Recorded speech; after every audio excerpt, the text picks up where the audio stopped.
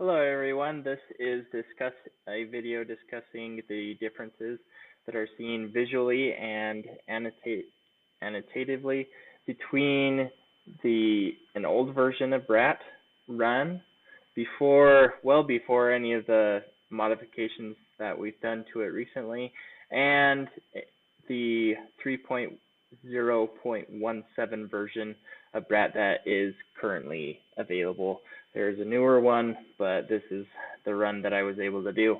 Looking at these two layers, we've got the Utah statewide historic capacity and existing capacity, as well as we're looking specifically at the Cache Valley area. This is Logan, Utah. If you follow this road, this highway, this is going south to Sardine, and we've got the Wellsville Range right here. Logan River is over here, and the Blacksmith Fork River is right over here. This is Cutler, and what I'll be doing today is reviewing the differences that we're seeing between the two runs. As we see, I will be just turning off and on or sliding off and on the view of the Utah existing or previous run of Utah BRAT existing capacity, revealing the current run of the existing capacity. So what you're seeing right now is the previous version. As I go over this, you can see that there are some major differences between the valley bottom stretches, and we're seeing this pattern watershed wide, is that there is some differences between the outputs, especially in these lower elevation or higher discharge values going in. We're seeing a lot of the same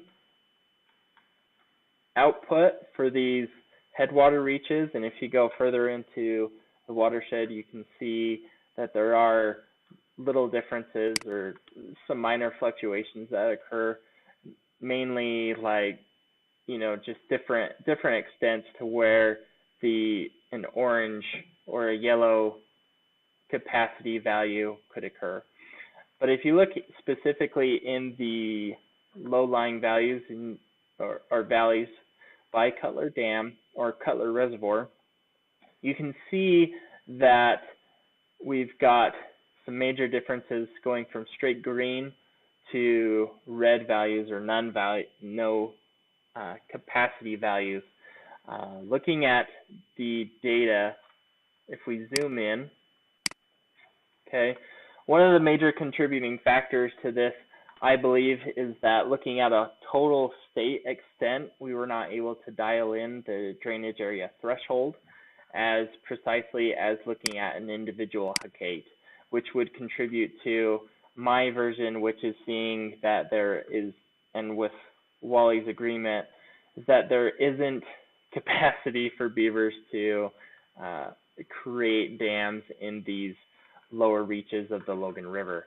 You can see with a stream width value of close to 35 meters,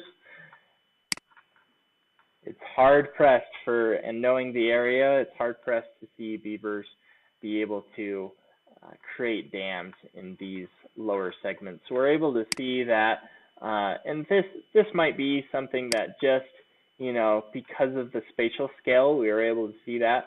But just discussing some of the differences that we're seeing is that, getting these threshold values correct is pretty important to be able to contribute to a good output for the BRAT.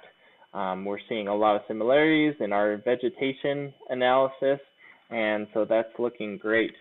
But we just wanted to, if I can get this to go back, we just wanted to represent these to you guys and see if you're thinking that this is an appropriate assumption for what's going on with the data.